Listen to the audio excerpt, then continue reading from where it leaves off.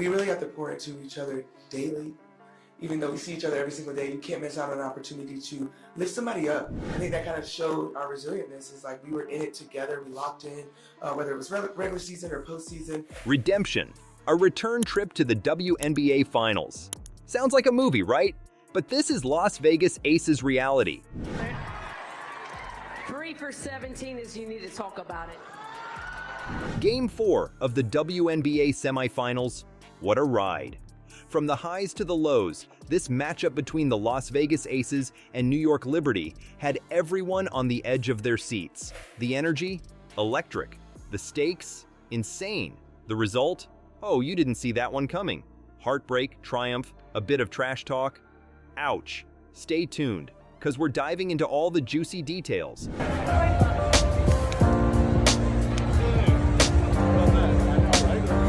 Let's set the stage. The Aces were battling the Liberty, and it wasn't just any game. This was Game 4, where dreams are either made or shattered. Picture it. Sweat dripping, hearts racing, and the tension so thick you could cut it with a knife. And right at the center of it all, A'ja Wilson. She wasn't just playing for a win, she was chasing history. But who doesn't know A'ja, right? First player in NBA and WNBA history to become an MVP. Yeah, she's that good. The finals were in her sight, and after a season of ups and downs, the pressure? Massive. I once read her say, "Hope and encouragement are probably two of the best things you can offer anyone." But with the crowd closing in, that hope felt like a flicker in the distance. Would it be enough? Amazing. Getting the first one at home is huge, in front of this crowd that has supported us all year long and brought a lot of energy, offensively and defensively. And so I was really pleased with our first quarter, but the way we just fought all game long. Now, this was the moment, her moment. A'ja had led her team with fierce passion all season long, pushing through injuries and setbacks. Yet, this match, it was something else. The stakes were higher, the pressure heavier, the crowd was wild, the spotlight was hers. But here's the question. Was it lighting her way to victory or casting shadows on her dream? Whether they had momentum or not, we were going to take it back. We knew we had Leo and JJ in foul trouble and them coming in the fourth. We were able to scramble, put them in tough situations offensively, and then kind of take whatever we wanted.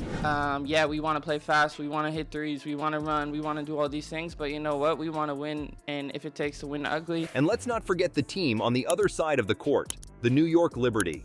A squad with their eyes just as focused on the prize, determined to take down the reigning champs. Can you feel the electricity in the air? Every dribble, every pass, every shot? It felt like the entire season was balancing on a tightrope. Which way would it go? And then it began. A'ja stepped on the court and boom, she was on fire. 19 points, 14 rebounds. It was like she was a one-woman show. She was fighting for every point like her life depended on it. But the Liberty? They weren't backing down. They matched her intensity, getting physical, fighting tooth and nail for their shot at victory. Every basket felt like a counterpunch in a heavyweight fight. So I told you, you gotta spread them out. You gotta get to space. You have to space, and the ball has to move. I mean, and I thought they were good on the baseline too. I mean, every time we went along that baseline, it was not good things happening. In our pick and roll, they would handle the ball, and then we started short rolling where we just need to roll that whole thing because they're pre-rotating. But here's where it starts to sting. Ouch! The Aces, despite A'ja's best efforts, started to lose steam. They were struggling to hit their shots, managing only 32.8% from the field. You could see it on A'ja's face, the frustration, the doubt creeping in. Every missed shot was like a dagger, and the dream she had been chasing felt like it was slipping through her fingers. Have you ever been so close to something, only to watch it fall apart?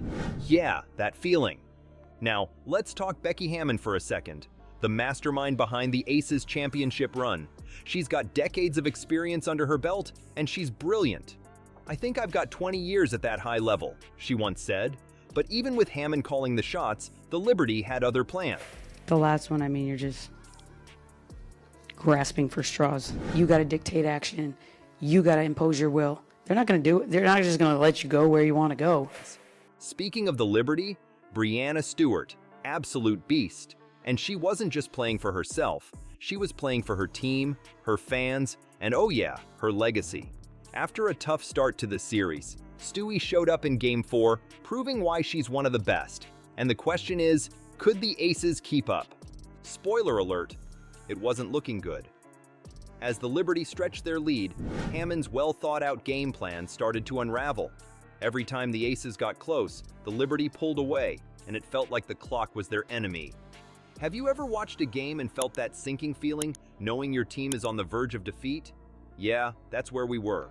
We really have to pour into each other daily. Even though we see each other every single day, you can't miss out on an opportunity to lift somebody up. I think that kind of showed our resilientness. Is like we were in it together, we locked in, whether it was regular season or postseason. But I think we have some things that we can take away from that we totally can't just throw out, because I feel like this season and three-peats are hard. With every minute that passed, the hope Aja had been holding on to started to fade. She fought with everything she had, every ounce of heart, skill, and determination. But it just wasn't enough.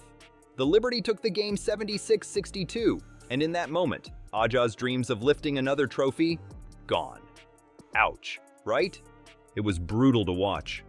Aja, standing there on the court, tears streaming down her face, realizing that her season was over. She'd given everything, her heart, her body, her soul, but sometimes, that's just not enough. If I went to play for Lithuania or Latvia, no one would have talked about it, she once said. Now it's all tied to winning and losing. And for Aja, this loss, it hit hard. But hey, this is sport, and as cruel as it can be, it also teaches you something. For Aja Wilson, this might have been the end of her championship run, but trust me, this is far from over. This loss, it's just fuel for the next fight. So, while the Liberty celebrated, the Aces were left wondering what could have been. But here's the thing. Within Aja, that fire is still burning. She may have lost this battle, but the war, oh, it's far from over. So, what's trending now? Let's get into it. After that October 6th showdown, Hammon dropped a little bombshell. It's not going to be the same group probably next year, she said in the post-game interview. And I'm sad about that because I really like that group. Yep, big changes are coming for the Aces, and not the kind their fans are looking forward to. 3 of their star players are heading into an uncertain future. Alicia Clark, the team's steady veteran, and Tiffany Hayes, the 2024 Sixth Player of the Year, are both set to become unrestricted free agents. And with the franchise potentially looking to focus on its future, well, age and those hefty contracts could play a big role. Kelsey Plum, another unrestricted free agent, could also be on the move. Despite being one of the Aces' biggest playmakers, she didn't sign a contract extension with Aja Wilson and the rest of the core. But hold up, before we dive headfirst into the chaos, I've got a small favor to ask. If you're loving our breakdowns, make sure to smash that like button and hit subscribe. It's completely free for you, but trust me, it makes all the difference for us. Now, let's dive back into the madness. So this might have been the last time we saw this star-studded roster in action. For the first time in 3 years, there were no smiles, no champagne, and no championship celebration. After a dominant Game 3, the Aces just couldn't keep up with a hungry Liberty squad in Game 4. The Liberty picked up a 5-3 lead early in the first quarter, and they never looked back. Even though the Aces improved on defense, it wasn't enough to overcome the deficit. Hammon put it plainly. We needed back-to-back really great games because their sense of urgency was going to be different. And that urgency? The Liberty brought it. The Aces struggled to match their shooting accuracy. 32% from the field, 72% from the line. It just wasn't clicking for them. But hey, one Aces player still made history in the game, just not in the way you'd hope. You ready for this? Aja Wilson, the reigning MVP, entered the record books as the first MVP in both the NBA and WNBA to not advance to the finals. Yikes. In Game 4, she put up 19 points, grabbed 10 rebounds, and swatted 5 blocks. A solid stat line for most players, sure, but for Aja, not quite enough. Her 19 points were a big drop from her regular season average of 26.9 points per game. And it gets worse. Aja's playoff average of 21.8 points per game reflected a 5-point drop from her usual numbers during the regular season.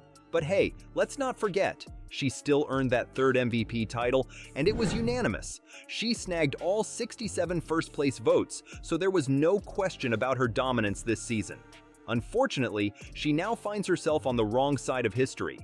But You want to know who else has pulled off a unanimous MVP in the NBA and WNBA? The list is tiny. Cynthia Cooper did it in 1997 in the WNBA, and Stephen Curry, yeah, Steph, he's the only player in NBA history to do it back in 2016.